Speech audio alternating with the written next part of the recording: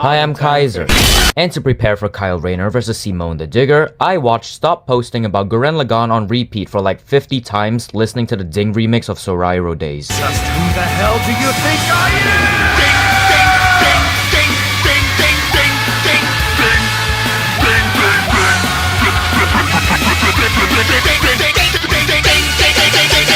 I'll be honest, I wouldn't have expected this to be my very first review of a death battle episode. Is a sentence you would have heard if I actually finished my review for Darth Vader vs Obito Uchiha. The script is right there, but I didn't. So with that, I'm back here again using this same sentence, because this actually is the actual first time. I was always expecting my first review of a death battle episode to be when an Animal Kaiser character came onto the show. But of course, once more I am proven wrong again. Instead, I'm faced with what once was, for a good while, my all-time favorite death battle matchup. Kyle Rayner vs Simone the Digger, unlike a majority of other matchups that I like, is something that hits personally for me. I was introduced to this matchup by the one and only vocal version of Will of the Drill, the commission track for said matchup. Looking back at it, Kyle vs Simone really had a lot of luck with its vocal version being released almost right after the instrumental dropped, which might have helped the already incredible track boost even more in popularity. With Will of the Drill clicking extremely well for me, I was actually motivated to watch Gurren Lagann. It's been 4 years since I watched the first episode, funnily enough it was at school, and since then, Tengen Toppa Gurren Lagann has cemented its place as my all-time favorite anime, with the only other series fighting for its place being Kemono Friends. When Kyle vs Simone was announced for the Death Battle Kickstarter, it was already one of my most hyped matchup reveals. Even on my own Kickstarter tier list ranking, it was at the very top of S tier. Plus, I think you all could probably see just how much love I was putting for this matchup. Editing my profile picture specifically for the side I was rooting for, a thumbnail, matchup arts, including my collaboration art with Alvin, and the second best Kyle vs Simone sprite art in the Versus community. I say that not out of arrogance, but confidence, though saying it out loud makes me sound like an ass. Oh hey, should just mention that it's now the third best Kyle Rayner vs Simone the Digger sprite art. I'm up against master chefs here, guys. These guys just know how to cook. Heck, this video in general is also one of the many things to show my love for Kyle Rayner vs Simone the Digger. Add on basically a non-toxic and very chill waiting period from the community, many of the community members themselves becoming fans of Gurren Lagann, and even my own boys, as during this waiting period, Alvin, Kako, Filbert, Lana, and I all had a watch party of Gurren Lagann, introducing my friends to one of my favorite shows of all time, and reminding myself why I love it so much, turning them into Gurren Lagann enjoyers, and me appreciating the anime even more. Plus, as I mentioned before with the community, they were all super chill in general. It was like a toxic positivity moment. We had the whole joke of, you know, a true Simone the Digger fan never speaks ill of Kyle Rayner, and a true Kyle Rayner fan never speaks ill of Simone the Digger. Remember that!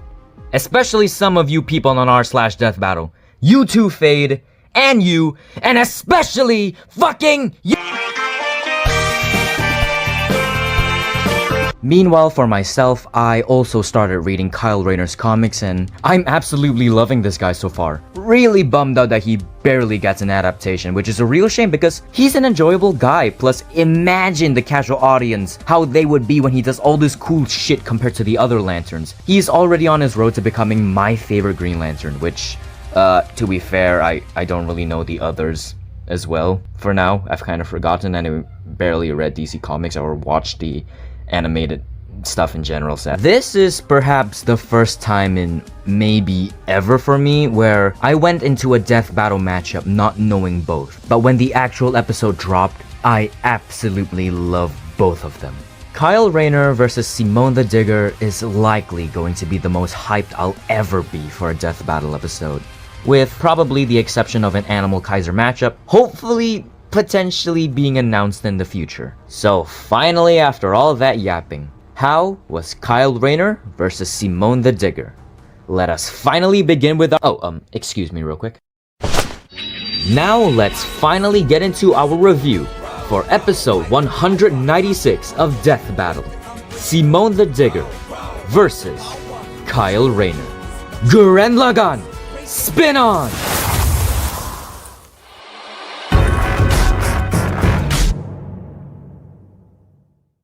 The character introductions are longer this time, and I approve of that. Now, starting with the analysis, all the way from the sneak peek. The first contestant is Simone the Digger, and it starts very strong. Hyping up Kamina first was the perfect call, considering our beloved Big Bro acted more as the main character in the beginning compared to Simone. Also, the comment regarding Gurren Lagann being the coolest fighting robot is the realest thing Death Battle has ever said. The emphasis on Kamina being this big man with charisma who led Team Daiguren to stop Lord Genome, while Simone was just this cowardly humble digger, was perfect. It was all hyping up Kamina at first until we got to the scene that breaks my heart every time. After knocking Simone down just like he did himself, that's when we get to the truth of how Kamina was the one actually looking up to Simone, and how with some help, Simone was the one that actually stood up to Lord Genome. That was perfect. The jump in the analysis from the era of the Beastmen to the anti-spiral was surprisingly quick. At the very least, they did cover Gurren Lagann's base abilities, though I figured that they would have stayed a little bit longer on the Beastman arc, maybe even going over the feats of the era where Gurren Lagann was mostly grounded, but by the end of this, it's pretty understandable. I'm sure they wanted to focus on the second half where shit gets crazy for Gurren Lagann, especially considering Simone's opponent. Also, hi Ether. The only big issue I have with the sneak peek is the fact that they didn't name drop Yoko, considering that, you know, she's the first person that Kamina and Simone met outside of their own village. Gunmen aside, of course.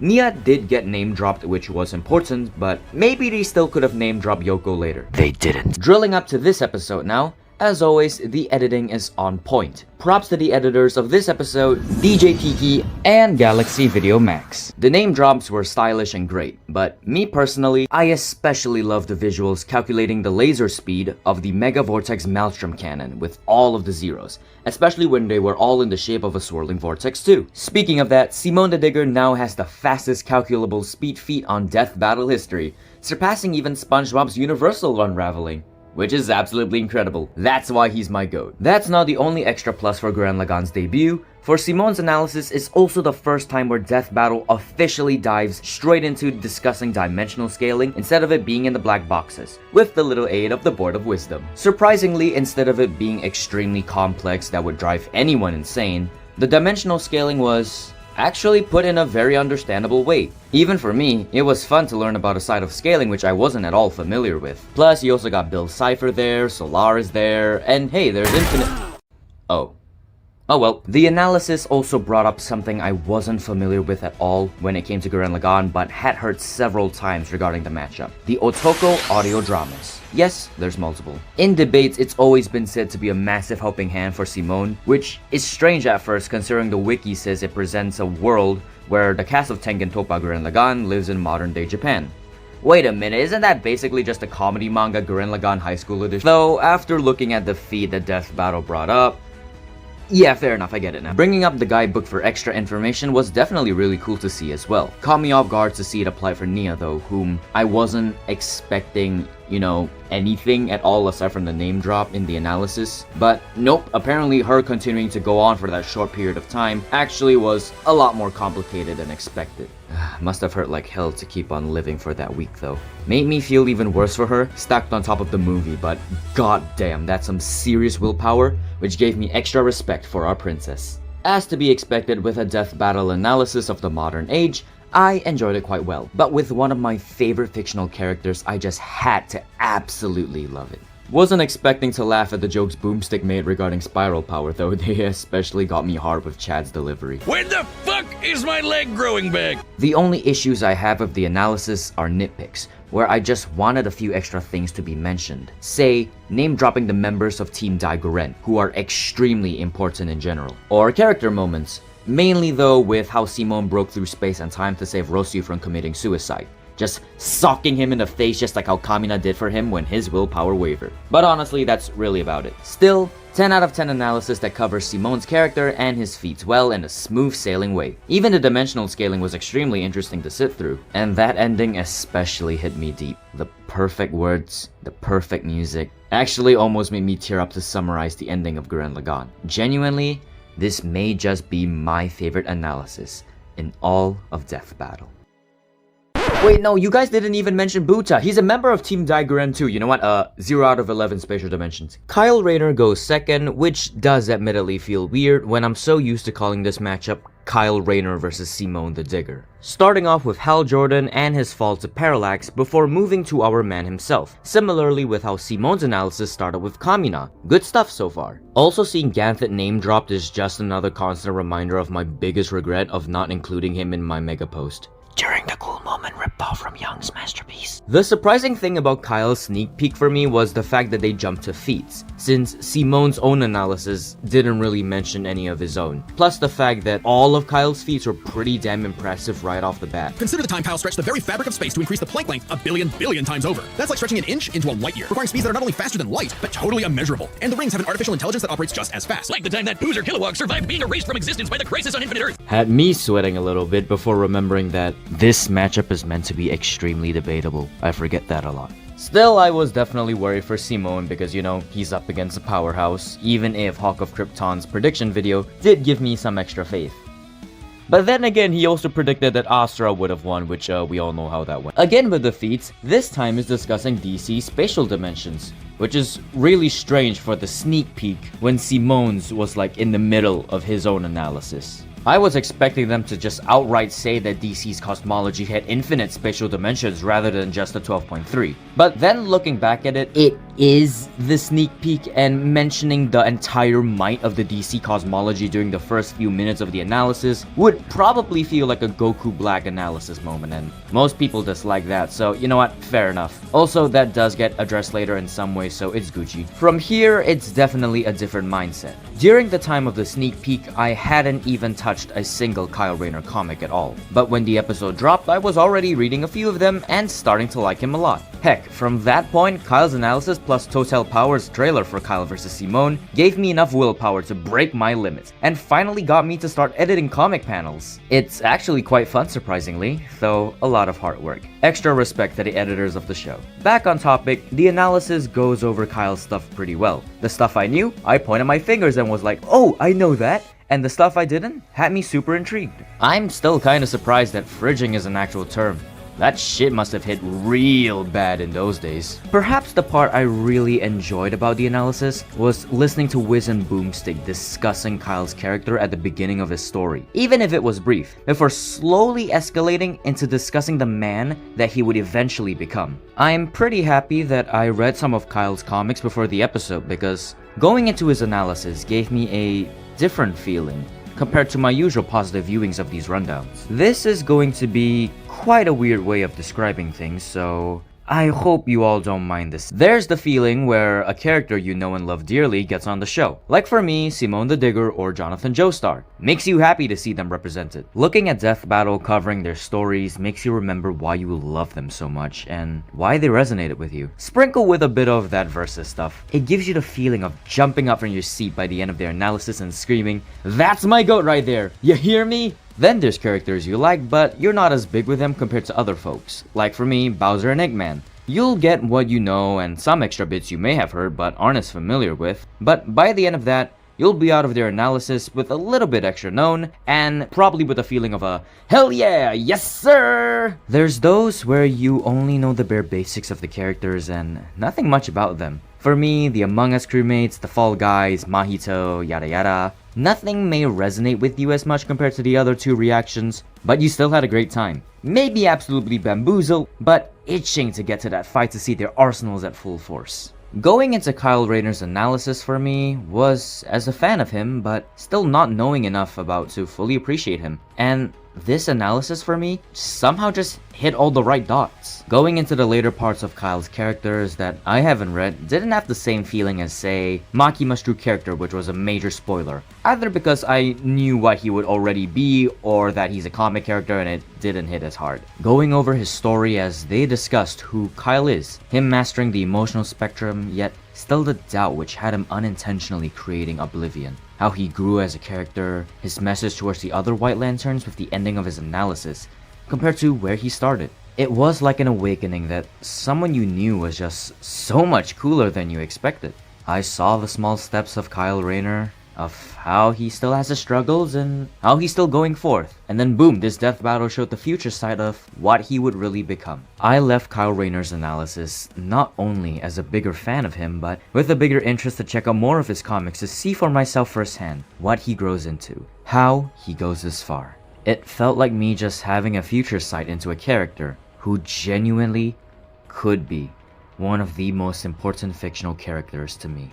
It's a strange feeling to have over a character analysis of what is inevitably going to be a fight to the death, and it's likely very few people, maybe even none, can relate to what I just said. But hey, it was definitely a very different experience from my normal viewing of a character rundown, and I absolutely lived for it. Kyle's analysis is also another 10 out of 10. I've seen folks who aren't as happy with it as I was, mainly one that mentions that Kyle's analysis feels a bit more like an accomplishment list. Yeah, I could understand. I do think Simone's analysis does flow better overall, but I still found Kyle's analysis to be incredible, and it gave me a newfound appreciation for the character, with the Taste of Rainbow joke also getting me for some reason. My humor is absolutely fucking cooked, man. Can't wait to start reading more of his comics after I'm done with this video. If it also succeeds at another thing, it got some folks seeing just how cool Kyle Rayner was, which is a win in my book. Now, Detective Comics, can we get a good animated series with Kyle being more prominent,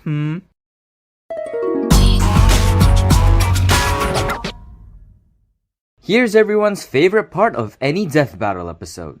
The death battle, as we finally get to the fight. I was always under the assumption that Kyle vs. Simone would be a Sprite episode with a lot of 3D elements in it. Kyle has a Sprite sheet that lacks his normal drip, while adult Simone lacks all of it. His only sheet for the time skip variant was during the period of peace post Lord Genome, which isn't what he's going to be dripped out during battle, so it's very likely that if it was Sprites, Simone would need a custom sheet, while Kyle, you just do some edits for it. Meanwhile, Simone's mechs would have been the 3D elements. There's several extremely high quality models available on Blender, with a price tag of course. Gurren Lagann itself has an incredible model for just $15. While the higher forms, allegedly from what I was told, can reach around $40 per model, which is a bit pricey but probably would have been hella worthwhile. So when we finally got to the reveal of the sneak peek, it had me busting like Scream when he sees X vs Primal. I'm sure you all may recall how the community was acting when we all heard that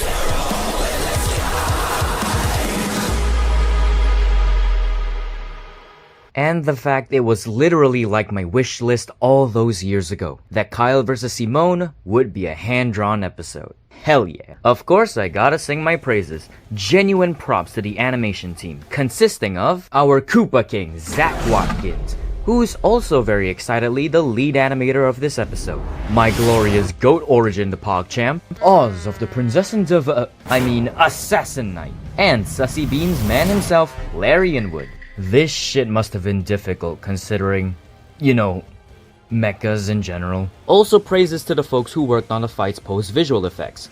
DJ Tiki, Jukum, Jets, aka Luis, and Zack Attacks again, helping out too. The fight begins with Simone practicing his aim with the Gurren Boomerang, cutting down some mountains with style, because why not? Though as he goes to cut down one more, the sunglasses of Gurren get intercepted by a construct. A hand in this case. I also love that the construct includes the comic text sound effect, just adds a bit more personality to Kyle. And of course our man announces himself and his rank, as he's been looking for Simone, due to our leader of Team Dai Gurren possessing a Class A Galactic Super Weapon. Oh god, it's Ben versus Hal all over again, guys. Now as both characters are on stage, let's just jump straight to the voice actors. Simone the Digger is played by Kieran Regan, who also voices my man Hazo. Kieran's been on the show before, playing Giorno Giovanna in his battle against Joker. From what I know of the English dub of Simone the Digger, Kieran's take on Simone seems slightly different, though I don't mind it so much. Plus, I can actually hear the Yuri Lowenthal in Kieran Simone, so that's immediately approved.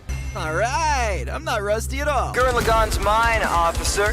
Just who the hell do you think you are? Meanwhile, Kyle Rayner is played by Brandon Acosta, who makes his debut on the show. Kyle Rayner only has had 4 official voice actors, though I'm not as familiar with them, so I've always just headcanoned the voice when I'm reading his comics. And Brandon's take on Kyle sounds quite like how Kyle sounds in my head, so that works well for me. Approve. Hey dude, Green Lantern Officer Kyle Rayner here. Ring says you've got a Class A galactic super weapon, whatever that is. Tell me about it. 4! Overall, another set of great voice actors that are brought to the table for this episode. Let's see what they've got later. Kyle immediately assumes the super weapon is Gurren Lagann, which, no surprise, who wouldn't? While his construct just spins Gurren's sunglasses around and, oh come on, just look at it, it's adorable. And what does Simone do? Hand it over? Kamina didn't raise no pussy-ass bitch. He makes it clear to Kyle that Gurren Lagann is his, says the first of his many funny lines in this episode, Just who the hell do you think you are? and is the aggressor, going in charging with a punch, though it gets blocked. This is where the fight actually begins. There was a tweet from one of the animators, I'm forgetting who because I didn't screenshot it, that mentions that Kyle vs Simone would be a Sprite episode, though it would be 99% hand-drawn and 1% Sprite. Speaking of that Sprite, here comes said Sprite as it is Balrog. What makes this even cooler though is that this moment comes off as intentional, as the sound effect that accompanies Balrog's punches are actually the classic Street Fighter hits from the old arcade days. Making it so that Kyle actually conjured up a retro game character to throw them hands with Simone during this fight. It's the simple things like this that are just great. Though with 2 dodges and a single ram, Gurren Lagann overpowers Balrog, sends Kyle flying, and then retrieves his sunglasses. Then immediately goes on the attack again by firing a barrage of his drill missiles, which Kyle just immediately responds by sucking them up with an Avarice Power Poltergeist 3000, then transforming Luigi's trusty Ghostbuster with fear into Shenron, which quickly constricts Gurren Lagann. For some reason when watching the episode my mind just jumped to a normal dragon instead of Shenron like everyone else. You know, maybe I'm just uncultured. Simone says his second funny line about authority, I'm told I'm bad with authority. and proves it by charging forwards at Kyle with Gurren Lagann still constricted and headbutts that motherfucker. And then that motherfucker headbutts him back with a rage-filled moose charge and hits back with the tell me about it line. Wait a minute, those are moose antlers, right? Oh no, that's Bomboro from Monster Hunter. Damn, Kyle's a gamer too.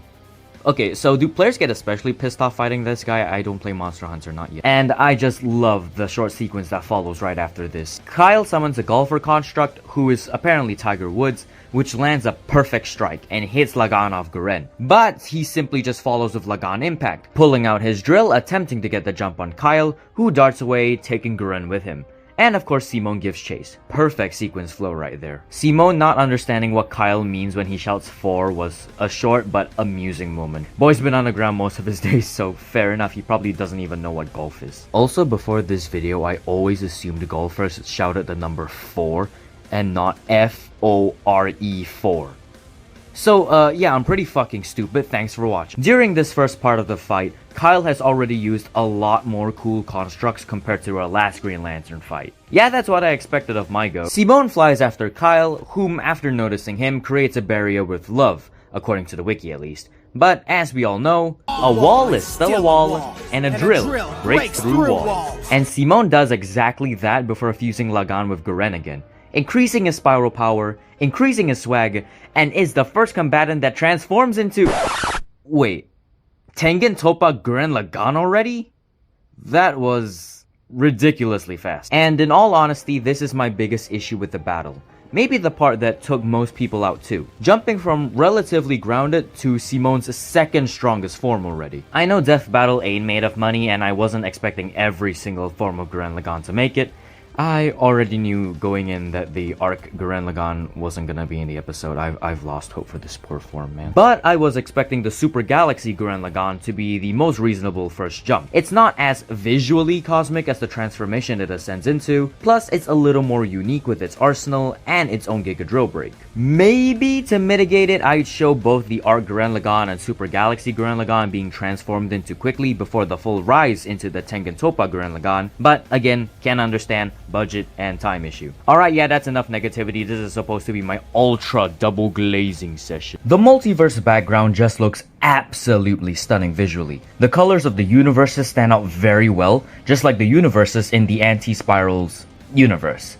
Feels just as pretty as Galactus vs Unicron's battlefield, though not as shiny and sparkly. Simone then immediately goes for the stepping in loser move, and damn, look at all those cameos disguised as constellations. Alright, let's see. Godzilla's bestie, the detective guy that my lord and savior Liam Swan likes a lot, the actual step in loser tool, this guy from Invader Zim, this guy from Full Metal Alchemist, the guy who lost to Bill Cipher in one of the most biased fanboy videos ever. I'm sorry. And this golden mode that Larry snuck in from Shaun the Sheep. Kyle then responds by pulling out his Skittles packet to taste the rainbow for himself. Love how while Tengen Toppa Gurren Lagann's foot is closing in, darkening everything, the lights in the sky that are stars are just changing in color as well. Unfortunately, as Simone is a digger, stepping in loser isn't his thing as he's pushed back with our boy Kyle finally pulling up as the White Lantern. With his first construct as the White Lantern being the greatest hero that he knows, Superman! I really like this moment after looking back at a comic of Kyle's that I read.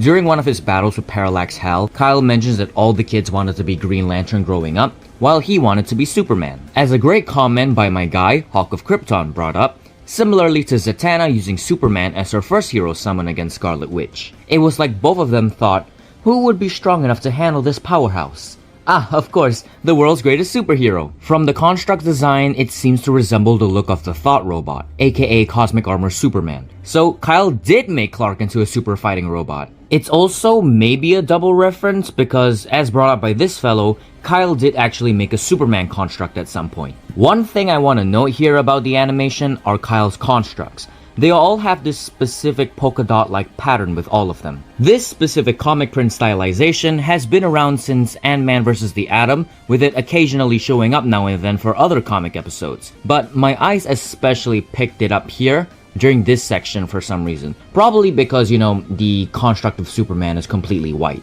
Though with some extra observation, you can not only find it within Kyle's analysis, but his own constructs too that are not the Thought robot. I don't really have strong emotions regarding the style, I just think it's pretty damn cool. Kyle summons a will-powered sword and a shield with Wonder Woman's symbol for the Superman construct, and I just love that Simone says that he finds it cool before Tengen Toppa Gurren Lagann draws its own swords for a short clash. The Digger-Lantern exchange is semi-mixed for me. Not exactly sure how it fits in with this section, it feels brought up randomly, but hey, hype moments and aura type shit, so why not? Sadly, we don't get a longer sword fight as Kyle just punches Tengen Toppa Gurren Lagann, grabs the Effer and throws him into a universe. Which then Simone goes on the offensive right again, bouncing back. Bye bye universe 475. Love the sound design when Simone shatters the universe by leaping off it, however. Perfectly satisfying shattering in my ear. Touch the untouchable. Credits to Philip Spahn, sorry if I mispronounced your name, who is the sound designer and re-recording mixer for the episode. Gotta give credit to the folks who give these attacks life. Hey, wait a minute, this fella was the supervising sound editor for Dio vs. Alucard.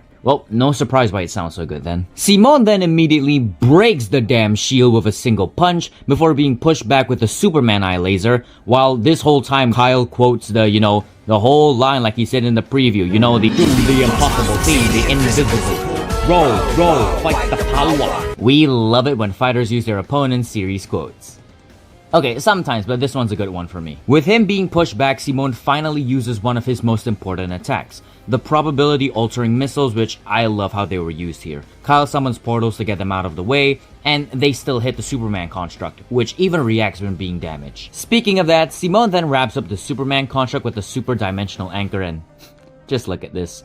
I love that the construct is so full of character before he gets the Dayaka special, the I've got the best wife in the universe throw! Which, true. Simone swinging the Superman construct it just looks visually very nice. I want to say that those are stars being moved, but pretty sure they're not stars. I'll just say that they're cosmic space dust or something. But it just looks pretty. Then Kyle gets tossed so far, he reaches the goddamn source wall.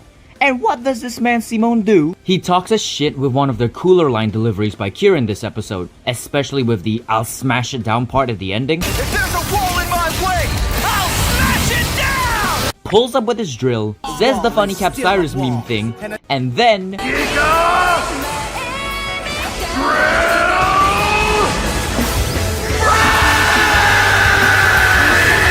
right into the construct and shatters the source wall. This motherfucker shattered the fucking source wall? Not a construct from Kyle is the big lead up to the finale, no. Simone with the Tengen Toppa Gurren Lagann shatters the actual fucking source wall. This man took one good look at the actually, I don't even think it's a good look. He just took one look at the boundary of the DC universe and said, nah, I Giga drill brick, and drilled through that shit. He's fucking him. Simone is him. He's my goat for a reason. The sound effects for the drill closing in, drilling into the construct, and the smashing of the source wall are all absolutely fantastic. They feel powerful and impactful. Though the source wall going kaboom could have had a little more oomph to it, but still pretty good. Hey, I'll smash it down! So Simone drills Kyle so hard they both end up in a void of nothingness, of which Kyle finally brings out his trump card and utilizes the life equation with some very satisfying sound design to it. On Death Battle, we've seen both the life and anti-life equation used, and it's pretty interesting to see the difference of both portrayals. For the anti-life equation, Darkseid just simply has his true form. While for the life equation, Kyle is surrounded by words which basically are the meaningful things that make life worth living, which I assume in this case are equations, which surround him and Simone in this void. I don't know how well the anti-life equation was utilized in Thanos vs Darkseid since I don't really know about it at all, but I do like the difference of portrayals of these two, considering the 7 or 8 year gap that Thanos vs Darkseid and Simone vs Kyle has. Back to the battle, as Simone charges right at Kyle, Kyle summons all 7 emotional spectrums and fires it on Simone to halt his charge. The music drowns out, and actually I'm not gonna talk about this part. All of your eyes on the screen, it'll speak for itself. Stop fighting. Think about your fear of death, your love of your friends, your compassion for me, your hope for the future. Choose life. Yeah, pretty cool. But of course, as we'd expect from the leader of Team Daiguren, We don't give a damn about that. resisting the emotional manipulation with a little help from the greatest soul brother you can ask for, while the lyrics of Will of the Drill hits hard in the background. Simone's spiral power just simply goes even further beyond and transforms into every casual Gurren Lagann enjoyer's favorite form. Here comes Mr. Galaxy Man. The appearance itself of the Super Tengen Toppa Gurren Lagann was of course a powerful highlight. The mech of pure energy just slowly forms its hand first before erupting in its full form, and it's just really cool. Come on, it's just cool. Plus, there's this really powerful but subtle boom that you can hear in the background when its full form appears. Super Tengen Toppa Gurren Lagann! And what will follow is just absolutely peak fiction. Aside from... okay, I'm sorry, just this single complaint. This is the only time Simone shouts Giga Drill Break in the entire fight, and unfortunately I think it's a bit underwhelming. The delivery of the line itself is pretty good, Giga Drill Break! but I just wish that Kieran stretched out his Giga Drill Break scream, because it goes by way too quickly for me. So instead of something like Giga Drill Break, you know, you go full anime with the Giga!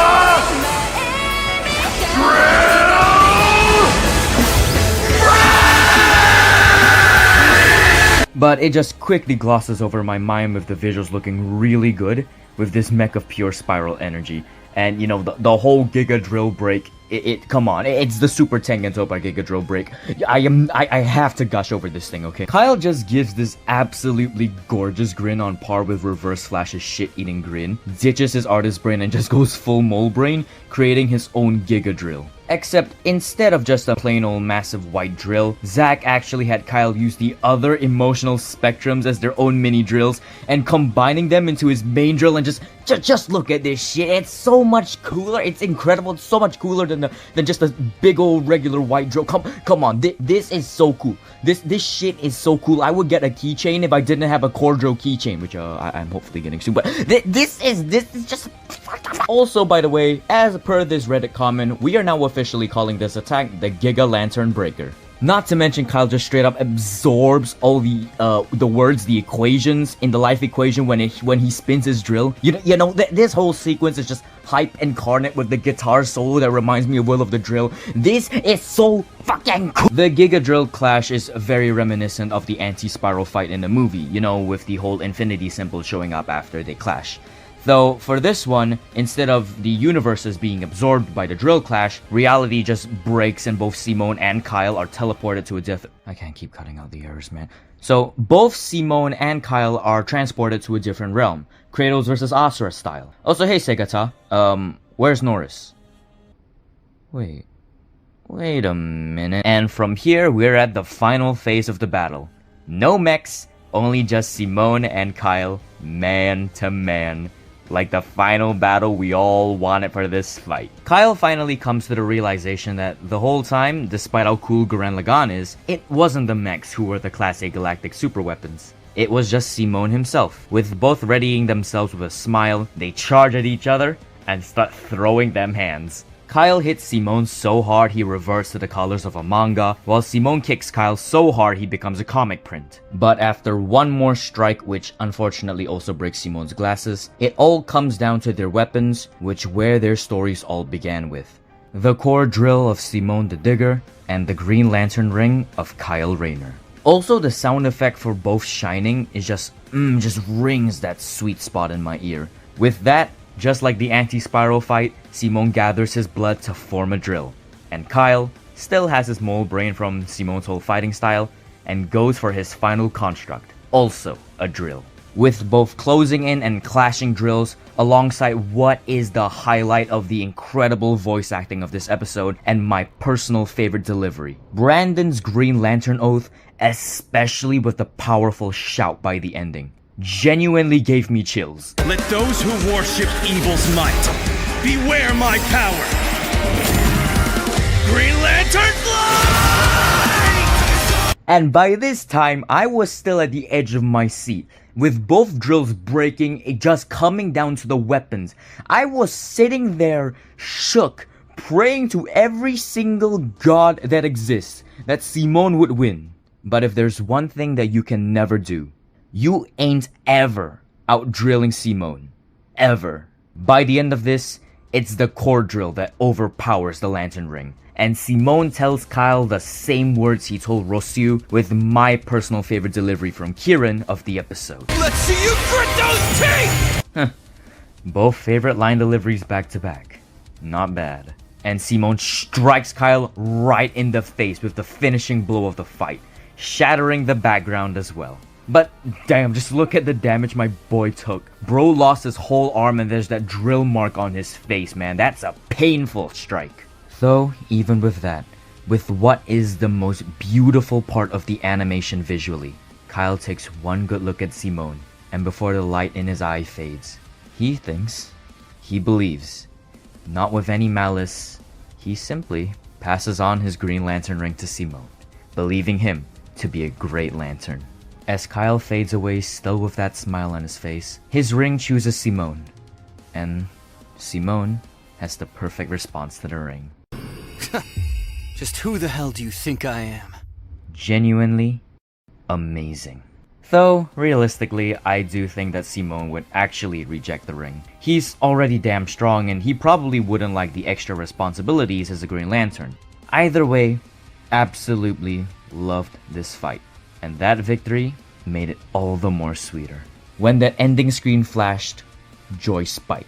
When that KO was announced, the amount of joy that was surging through my veins was just as, if not even more, than the time that Jonathan Joestar won his battle. It was the same feeling of victory for me. Simone the Digger, who out of the entire roster of characters Death Battle has used, is the most important to me and my preferred over all of them. Taking the victory in a matchup heavily debated, but always seemingly that he would be the likely loser.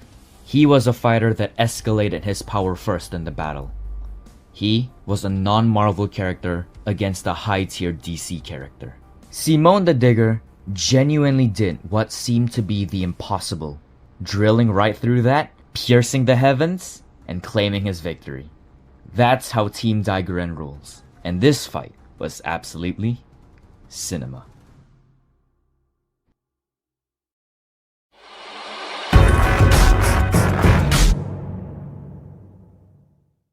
Now, there was a whole ass section for this part, but realistically, I ain't doing it. Especially considering the fact that I'm not a versus debater. Looking back at it now, no man, I'm not talking about this shit at all. The only thing that I will actually be mentioning here is Nia. And I think this meme from r/Death Battle describes it best. When it comes to family members playing a part in a death battle, Dio was such a dick. He played a part in his son losing his death battle, while Nia gave her husband a win condition which aided him even more in winning his own episode. And that's why she's the best wife in the universe. Also, r/death battle was treating her like a queen for a bit instead of, the usual Shigaraki versus Mahito victim Akane. It was fucking funny, by the way. Yeah, and that's about it for this section. All you get is Nia glazing and this cool ass eye catch that I did.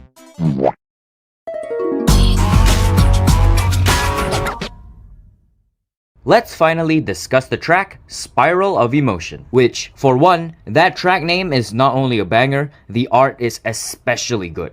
Props to John Mitchell because you can really tell he went all out for this one. Spiral of Emotion was created by Brandon Yates, as should be expected from the man who made Will of the Drill. Though he isn't alone, as Spiral of Emotion also features See-Through Eye, who did the guitar solo. They were last on the show with Brandon for Mega Mania, a track I feel is quite underappreciated for how much of a banger it is. Honestly, that could be said for the Mega Man Battle Royale in general too. And last but not least, the track was mastered and mixed by Anthony DiGiacomo, aka Alucard XIX, a sound mixer who's been on Brandon's tracks like Fireborn, Dragon Dance, Final Formers, and Game Over. Overall, a very talented group already, but still a very high bar to reach for Simone vs. Kyle's official track. Thankfully, to go 3 for 3, Spiral of Emotion itself is another absolute banger to be added to my music playlist. It's become a personal favorite that has, at the very least, landed itself in the top 2 placements, competing with the one and only Game Over. Pretty much every Kyle vs. Simone fan knows what Will of the Drill is, argued to be one of, if not the best commission tracks Brandon has ever done, and heck, it's likely the reason for many folks actually getting into the matchup. When it came to the official episode, a lot of us were questioning how Brandon was gonna surpass Will of the Drill. Some of the other folks even wanted Death Battle to just use Will of the Drill for Simone vs. Kyle. By the end of this, I would personally say that Spiral of Emotion does not top Will of the Drill, at least in one way. Again, just like the Kyle Rayner section, please bear with me with how I'm gonna phrase this because I'm still not good with words. Will of the Drill is pure adrenaline. It's what you will be singing your heart out to as you challenge the cruelty of the universe to hype yourself in for a final battle. Not to mention that guitar solo, While Spiral of Emotion isn't as blood-rushing, but it's just as much of a banger. It'll get your head bopping and you'll be singing your heart out too, just not as visceral compared to Will of the Drill. If I had to put it in one way, basically, one gets you moving like a fucking shifaka and shakes your phone all the time, the other shakes your phone less and you're still dancing. I hope this is a good analogy. As 2 comments I've read have said, well, because people are just geniuses, Will of the Drill has the substance. Spiral of Emotion is the remix that you can improve the original from. It has a lot of elements from Will of the Drill, but still, it has its own identity to stand out. It's like the little brother of Will of the Drill, following in the steps of your Aniki, but still being your own man. Huh. Where does that sound familiar? That being said, of course, Spiral of Emotion definitely has its references, starting with the extremely obvious and needed reference to Will of the Drill. DJ, hit the instrumental!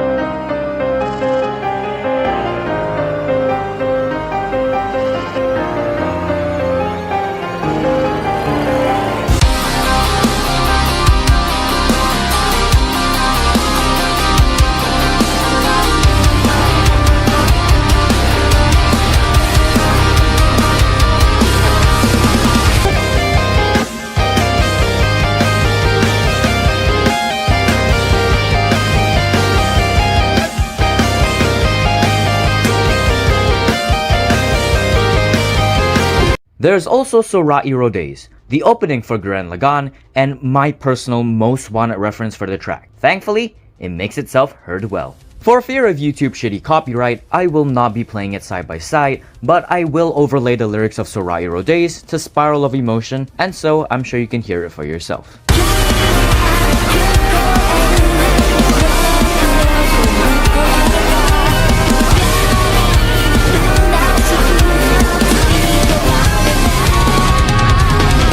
Alongside that, the Justice League Unlimited theme also pops up when Kyle Rayner summons the Superman construct.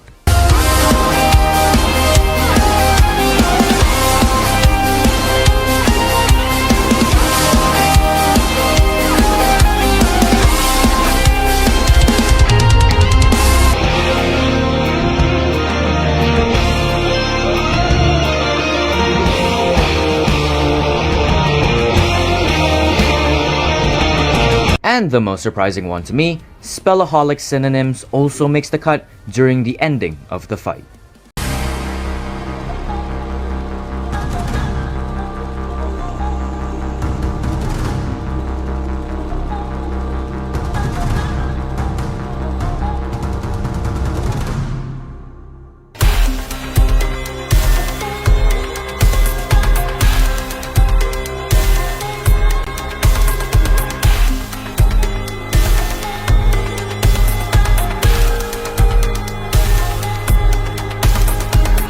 One reference I unfortunately can't seem to find is apparently the original Ben 10 theme and Emerald Heroes. Though maybe it's likely could be at the opening of this track.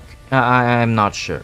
See, I even screwed up my words. Yeah, unfortunately I'm not really sure. If any of you know, please do tell me. Both Will of the Drill and Spiral of Emotion have their sick guitar solos. Though for this case, I think I will have to give it to the OG for its longer and more blood-rushing guitar solo. But Spiral of Emotion's guitar solo still, crisp. I love it. The lyrics of Spiral of Emotion also take a lot from Will of the Drill too, which I'm sure everyone can recognize, you know, the ones from the predecessor. Come on. All of us have sang Will of the Drill before, we don't need to pretend. Though Spiral of Emotion also has its own original lyrics, which I think are great, reflecting on the characters quite well, just like Will of the Drill before it. And I don't know why, but the one part that's stuck in my head this whole time is the one that goes, "In the palm of my hands, celestial bindings." One thing I can confirm though, this team did an absolutely amazing job with the official track for Kyle vs. Simone. Heck, I've seen some of my friends actually say that they prefer Spiral of Emotion to Will of the Drill. Even after a month, I still can't really put my opinion on it yet, but I can definitely confirm that I'm absolutely in love with Spiral of Emotion. You will not understand the amount of times I've listened to this track, both the vocal and the instrumental. It's just, Spiral of Emotion is for sure a damn worthy successor to Will of the Drill. Oh, and a shameless promo for something. My friend Kakurura Omajiya actually made a mashup for both Will of the Drill and Spiral of Emotion. Be sure to check it out if you're curious on how a mashup would go.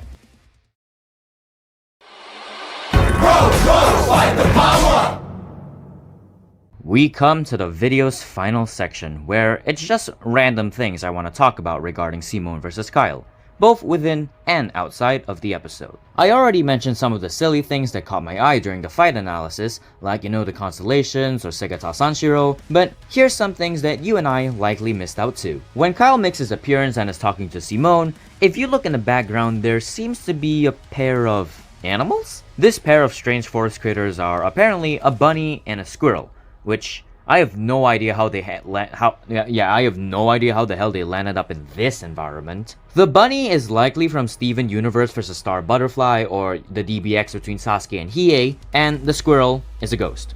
It's probably dead. Though we have seen it alive in Captain Marvel vs. Android 18, the DBX between Broly vs. Doomsday, and then its dead body shows up in Jotaro vs. Kenshiro, and now it shows up here as a ghost. How the hell does that correlate? Impact frames are the key to hiding these little references. Because, for example, during the scene in the life equation, Tengen Toppa Gurren Lagann rushes at White Lantern Kyle, there is this impact frame where you can see several names of the community members written here. Or during the Super Tengen Toppa Giga Drill Break, Looking at the smear frames of this colossal drill, we'll review that, the smears are actually the names of several members of the crew, or the final Super Tank and Topa Giga drill break and the Giga Lantern Breaker clash. There's this fun impact frame too. Slowing things down, you'll see the promotional artwork for Simone vs. Kyle that was shown during the sneak peek for the episode. There's likely a lot more, but go read the wiki, I'm lazy. This specific wiki, by the way, the other one is not officially affiliated with Death Battle. Read this one, use this link instead. One thing I want to bring up is, of course, the community, which I just absolutely love sometimes. Remember how at the end of the battle, Kyle passes on his lantern ring to Simone? Obviously, I've already mentioned that Simone, you already know what I yapped about. But, thanks to some talented artists, we will get to see pieces of fan art for Green Lantern Simone, where Simone's glasses and cape are actually constructs. Hella cool implementation of his drip. My personal favorite is this one by T4K3. We're even lucky enough to get fan art of a Blue Lantern Nia. Thank you to Master Chaotic. You really did not deserve the fucking drama that happened on r/Death Battle. I also do want to shout out this specific artwork by Cartoonic Bond, which is just immaculate. There's this artwork by Decade, which just hits me in the feels. And what would this section be if I didn't shout out the two people who made the best sprite art for Kyle vs. Simone? Adam Tien, and of course, Young. Both of you are genuinely my inspirations to keep on making better sprite art. We finally wrap up content related to Simone vs. Kyle with, I'm sure, will be everyone's favorite part of the extras, the storyboards. Once again, of course, done by John Mitchell. They were originally locked behind the paywall on the Death Battle website, but because my bitch ass is so slow, now they're out for free, so I might as well discuss the storyboards in my review. Compared to the other storyboards, Simone vs. Kyle is actually quite unique. While the others are always mute, Simone vs. Kyle actually has music, with what seems to be an unfinished version of Spiral of Emotion.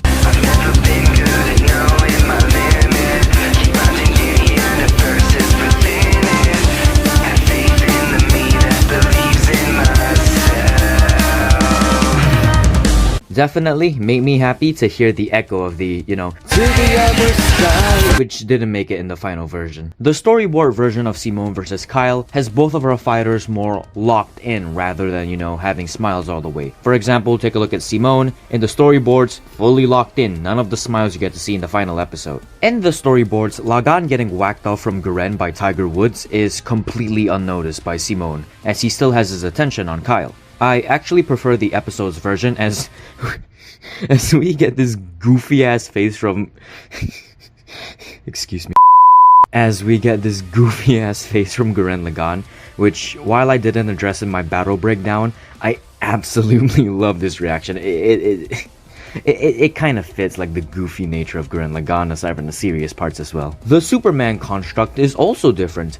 In the fight, we got the Thought Robot, the Cosmic Armor Superman, but in the storyboards, it seems to be Kyle Rayner himself. It's got a whole K symbol instead of the White Lantern symbol, and you even get the White Lantern mask over there. It makes me believe that in the storyboard, Kyle makes a construct of himself who is Superman. Finally getting to live the childhood dream, I see. The short scuffle also does have some extras, where after the sword clash, both fighters jump back, and Kyle kicks a universe at Simone, then goes invisible. Simone slashes it, and then Kyle pulls a Goku by, showing up behind, with the... Though Simone catches Kyle in time and slashes at him, breaking both the Green Lantern construct and Enki's sword. Simone goes in for a punch, but Kyle blocks it with 1D shield. Then Kyle grabs Tengen Toppa Gurren Lagann's flames and tosses him across the multiverse, where, Tengen Toppa Gurren Lagann just jumps off the universe. Yeah, the fight's pretty much back to normal from there. The storyboard also makes something clear for me that I somehow didn't realize up until now, that it's not just Kyle doing the whole because Simone actually has a hand in this too. And honestly, it kind of flows better in the storyboard for this case. Kyle does the impossible by kicking a universe at Simone. Simone sees the invisible by catching Kyle sneaking on him. Kyle touches the untouchable by grabbing onto Tengen Toppa Gurren Lagann's flames before throwing his ass, and Simone breaks the unbreakable by shattering Wonder Woman's shield. Damn. That's pretty cool. When Simone does the Dayaka special, in the storyboard he actually does do a repeat of Dayaka and names the move after his wife, calling it the Nia is the best wife in the multiverse. Shit. Shit, it's not throw. It's not throw. It's been swing the whole time. I'm gonna go pull a Rosibi right. But yeah, Simone naming his attack Nia is the best wife in the multiverse swing is pretty fucking goated if you ask me. That's why he's my goat. That's why she's the goat. Also, I love the rainbow aura that follows Kyle while he's being swung. Very cool. The first Giga drill break in the storyboard is far more accurate to Gurren Lagann's way of displaying the Giga drill break. In the episode, Simone points towards Kyle, then forms his drill, which goes from its tall but skinny form to the Giga drill very quickly, then charges directly at Kyle. In the storyboard, Simone points up, forms the drill, then the Giga drill, pulls himself back, and then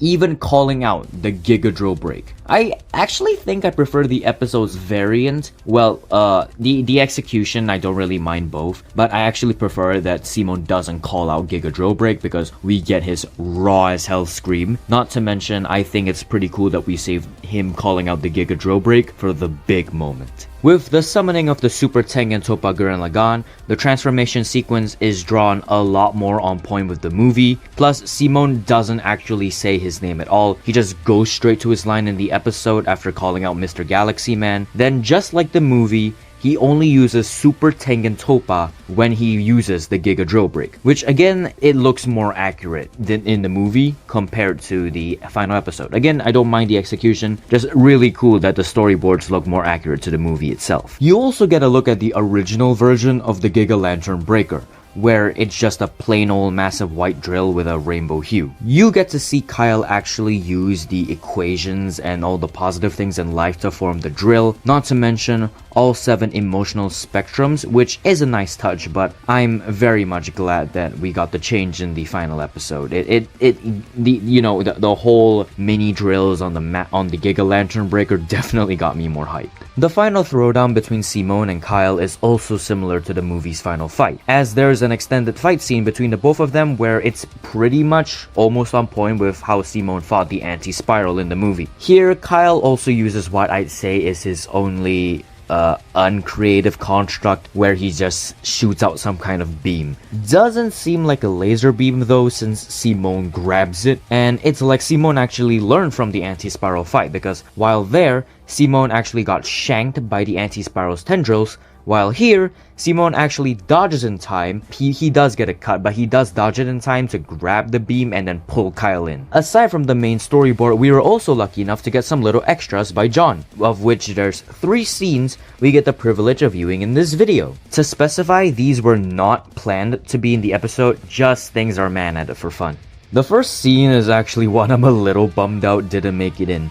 So, Simone fires the missiles and then says something about time, which leads to Kyle dropping the funny line, and he starts traveling through time. Simone, however, drops his own funny line, crosses his arms, and fires the Maelstrom cannon, hitting Kyle somewhere in time and knocking him back to the battlefield. A bit bummed out because I thought this would be a perfect interaction for the fight, but again, budgetary reasons I can understand. Also, it admittedly feels a bit weird to see the Tengen Toppa Gurren Lagann using the Mega Vortex Maelstrom cannon instead of the Super Galaxy Gurren Lagann, but it do be what it do be. I'm pretty sure that the big guy could still use the move too. Even in storyboard style, the explosions are genuinely so on point with how they are in the show. It actually still looks very visually appealing. The second scene is actually an alternate ending, so even Kyle fans get to win. In this scenario, Kyle is the one that overpowers Simone, tearing through Simone's arm and socks him in the face this time. Like,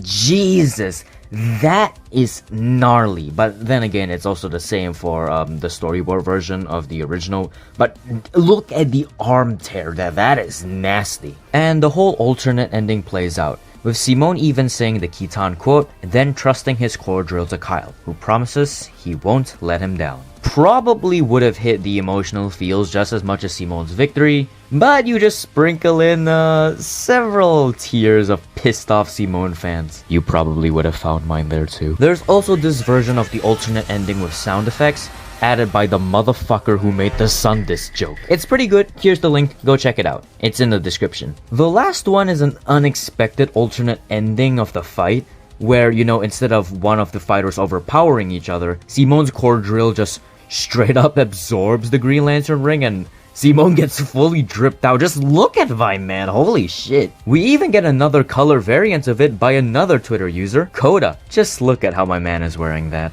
And with that, that's about all I have to discuss regarding all things Simon vs. Kyle. But there's still one final thing I want to discuss. Well, technically two. But the first was the actual next time. The winner of the Tournament of Champions, Wile E. Coyote vs. Tomcat. The fact we've gotten 3 hand-drawn episodes almost back-to-back is crazy. Heck, Bowser vs. Eggman and technically Among Us vs. Fall Guys weren't even that far off actually, which is crazy considering, you know, compared to how rare hand-drawn episodes typically were in previous seasons. I also had a whole section here, but since this review comes out after Wile E. Tom, I'll cut it shorter. I love both series, especially Tom and Jerry. And surprisingly, the waiting period for Wile E. Tom was actually more enjoyable than Simon vs. Kyle. If Simon vs. Kyle was toxic positivity, Wile E vs. Tom was just humorous negativity. The matchup became a full-on propaganda war, with both sides actively talking shit about each other. And by propaganda wars, I mean propaganda wars. It was crazy. The allegations include Wile E constructing the Tower of Babel, being responsible for Nia's death, disliked and made a biased review of Bowser vs. Eggman, hating minorities, convincing Thawne to put the samurai statue in Flash vs. Quicksilver, stepped in loser, broke a cobblestone generator, was featured in the flight logs of Epstein Island, validated the Sun Disk feat, and suggested the greatest death battle matchup that ever graced our screens. Meanwhile, Tom has the 17 spankings incident, being at parties with P. Diddy, crashed the second plane on 9/11, and immediately tried to hit the Pentagon after, push Humpty Dumpty off the wall, stole 40 cakes, also stepped in loser, pissed on Eggman's wife, ratted to the cops about Ren Amamiya, was part of the Nazi party and assisted in Adolf's death, making it seem like a suicide, and assassinated the healthcare CEO. Oh wait, that one got approved by both Wiley and Tom Patriot. Then called Ben extremely close matchup singer to call him a bitch ass. Got him. These boys have so many allegations that there was a whole list of every single allegation they have. And this is the list. It was just the first fucking week. Or, you know, it could just be fake news by David Zaslav, which, hey guys, let's make him give Fredbear a big kiss, shall we? Anyways, that's it for Wile E. Tom, and its next time is Miles Morales Spider-Man versus Deku, which is, it sure is interesting. Ignoring other popular matchups mainly for Deku, like say Izuru from Danganronpa, I was quite surprised to see that both of them had a rerun. Personally, I'm not very big into it, but, you know, happy for the people that really like the matchup. And similarly to Wile E. Tom, the first week was fucking crazy. It was just agenda posts everywhere. But this one by Ultima, Mr. Drakon versus Omega. This is the funniest shit I have seen. Nowadays though, the waiting period is a lot more chill, spreading more wholesome fan art. But, you know, I'm just waiting for the actually funny memes to show up again. Oh boy, I'm just waiting for them. To wrap up this section, I absolutely loved Wile E vs. Tom. It was one of the funniest episodes in a while, and I lost my shit during it many times. And while I'm not as interested in it, I do look forward to seeing Miles Morales vs. Deku. Hopefully, Death Battle can cook with this one. And then, I'll be waiting for my favorite mid to show up. Row, fight the power! You can probably tell by this point that I absolutely loved Simone the Digger versus Kyle Rayner. Two sets of character analysis that were really well done, an extremely fun fight with amazing visuals and voice acting, a soundtrack that gets my head bopping a good amount of times, even after being on repeat for like 70 times by now, maybe more. A very fun next time, my preferred character winning with his opponent going out like a champ, being the even sweeter cherry on top of this dessert. Include the joys of the waiting period, and Simone the Digger versus Kyle Rayner may just be the most fun I've had with modern death battle history. So let me cut straight to the point. Is this my new favorite death battle?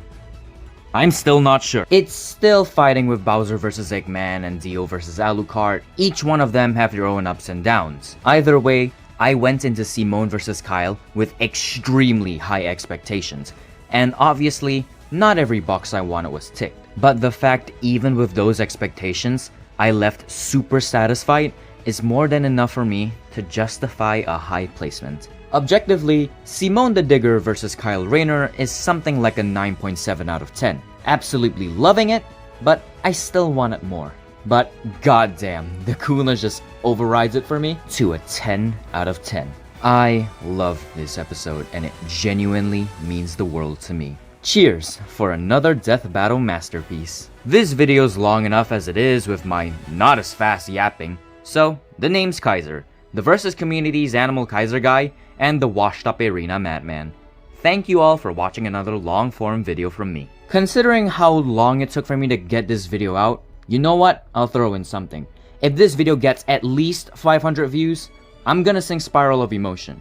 And if it gets 1,000 views, I don't know, you guys decide or something. Anyways, that's it. See y'all on my next yap session where hopefully it's actually something related to Animal Kaiser. Team Daigaren, spin on.